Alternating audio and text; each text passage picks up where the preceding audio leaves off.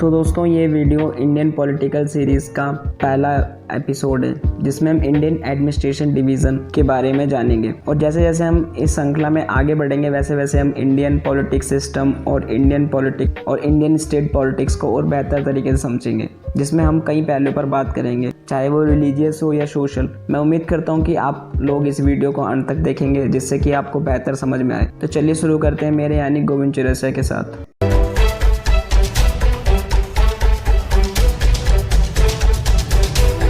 मैं आप लोगों को यह बता दूं कि भारतीय संविधान के हिसाब से भारत एक फेडरल सिस्टम को फॉलो करता है। इसका मतलब यह है कि यहाँ पर पॉलिटिकल पावर स्टेट और सेंटर के बीच डिवाइड है।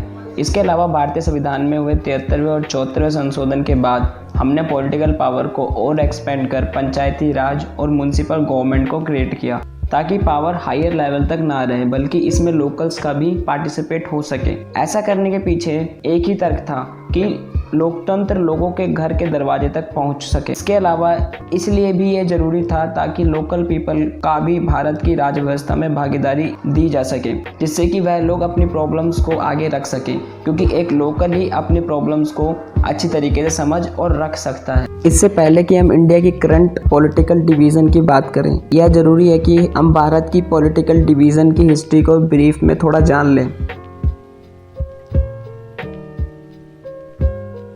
तो दोस्तों, स्वतंत्रता से पहले भारत दो राजनीतिक हिस्सों में बटा था। पहला था ब्रिटिश प्रोविंस, जिसे डायरेक्ट ब्रिटिश गवर्नमेंट रूल करती थी, और दूसरा था देसी रियासत, जिस पर राजा द्वारा राज किया जाता था, ब्रिटिश ऑफिसर को सर्वोपरि करते हुए। स्वतंत्रता के बाद जब भारतीय संविधान 26 जनवरी 1950 को लागू हुआ था, तब भारत 4 पॉलिटिकल डिवीजन में बटा था, जिसमें पहले में 9 स्टेट थे जो ब्रिटिश प्रोविंस हुआ करते थे, जैसे UP, west Bengal, Madras, Orissa etcetera. दूसरे में वो 9 स्टेट थे जो पहले रियासत हुआ करती थी, जैसे मैसूर, राजस्थान, जम्मू कश्मीर, पंजाब एक्सेट्रा। और तीसरे हिस्से में वो स्टेट थे जो ब्रिटिश चीफ कमिश्नर के अंडर आते थे, और इसी में कुछ छोटी रियासतों को भी रखा गया था, जैसे त्रिपुरा, मणिपुर, दिल्ली, कच्छ, बिलासपुर एक्सेट्रा। और चौथा हिस्सा केवल अंडमान और निकोबार द्वीप समूह के लिए बनाया गया था। लेकिन यहाँ पर आपको यह बात पता होनी चाहिए कि दिसंबर 1953 में फजल अली आयोग की सिफारिश से राज्य पुनर्गठन अधिनियम 1956 और भारतीय संविधान में हुए 7वें संशोधन से इन चारों पॉलिटिकल डिवीजन को खत्म किया गया था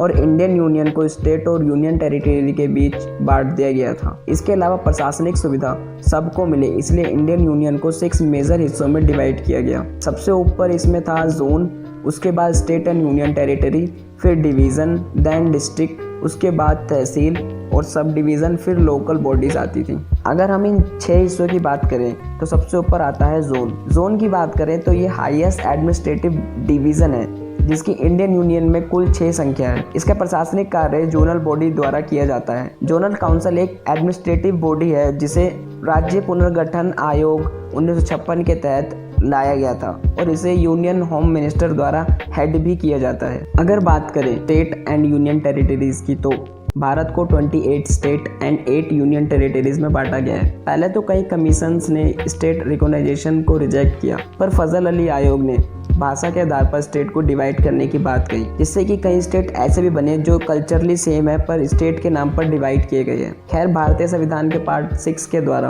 राज्यों का प्रशासनिक कार्य देखा जाता है, जिसमें आर्टिकल 153 से 166 और 7 के तहत स्टेट हायर बॉडी से डील करते हैं, जैसे CM, governor, councils of minister, advocate general of state. लेकिन 3 स्टेट ऐसे भी हैं, जैसे पंजाब, हरियाणा, गुजरात, जो यूनिकैमरल सिस्टम यानी एक संसदीय प्रणाली को फॉलो करते हैं। मतलब यहाँ केवल विधानसभा ही होती है। और वहीं कई 8 स्टेट ऐसे हैं, जैसे आंध्र प्रदेश, यूपी, कर्नाटक इत्यादि, ये बिकैमरल सिस्टम को फॉलो करती हैं।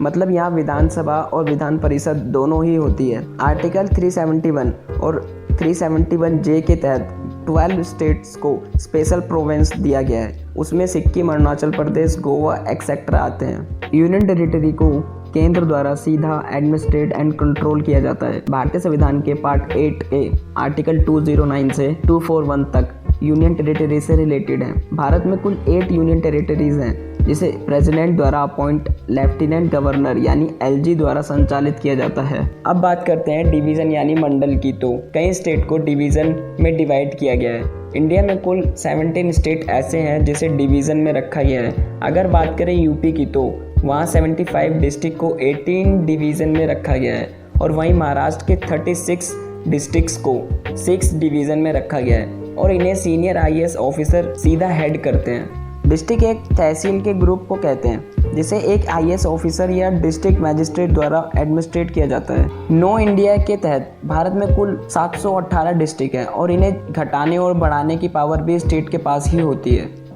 तहसील और सब डिवीज़न। तहसील कई विलेजेस को इकट्ठा करके बनाया जाता है जिसे स्टेट और गवर्नमेंट तहसील, तालुका, सर्कल भी कहते हैं और इन्हें तहसीलदार द्वारा संचालित भी किया जाता है। लोकल बॉडी को 2 कैटेगरी में बांटा जाता है, पहला रूरल एरिया, दूसरा अर्बन एरिया। यहाँ पर मैं आपको बता दूं कि 1992 में भारतीय संविधान में हुए 72वें संशोधन के द्वारा लोकल बॉडीज़ का जन्म हुआ ताकि इंडियन डेमोक्रेसी को बूस्ट किया जा सके और इसी के तहत रूरल एरिया के लिए 3 टायर स्ट्रक्चर को एस्टेब्लिश किया गया इस प्रकार हैं: ग्राम पंचायत विलेज लेवल पर, पंचायत समिति ब्लॉक और तहसील लेवल पर, जिला परिषद डिस्ट्रिक्ट लेवल पर।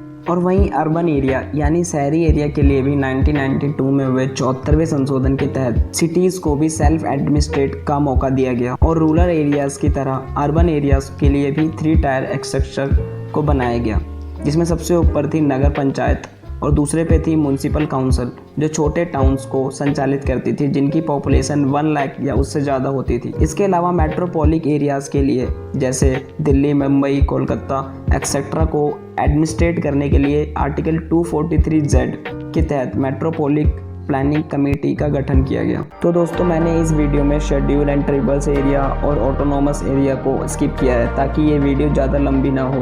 बाकी ये था हमारे भारत में एडमिनिस्ट्रेशन डिवीज़न पर पूरा वीडियो। आई होप सो आपको ये अच्छा लगा हो। अगर अच्छा लगा हो तो लाइक एंड सब्सक्राइब करें और धन्यवाद वीडियो देखने के लिए।